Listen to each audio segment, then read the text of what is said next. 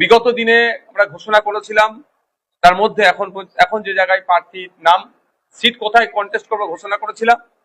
আজকে আমরা ঘোষণা করছি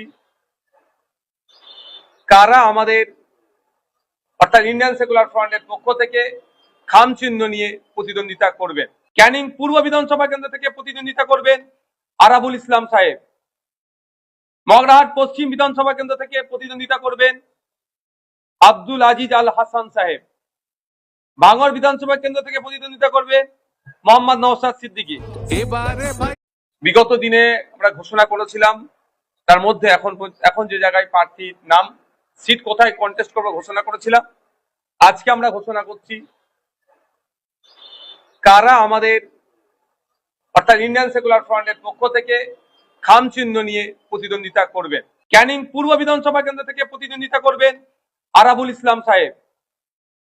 মগরাহাট পশ্চিম বিধানসভা কেন্দ্র থেকে প্রতিদ্বন্দ্বিতা করবেন আব্দুল আজিজ আল হাসান সাহেব। ভাঙড় বিধানসভা কেন্দ্র থেকে প্রতিদ্বন্দ্বিতা করবেন মোহাম্মদ নওশাদ সিদ্দিকী। এবারে ভাই ভোটের লড়াই।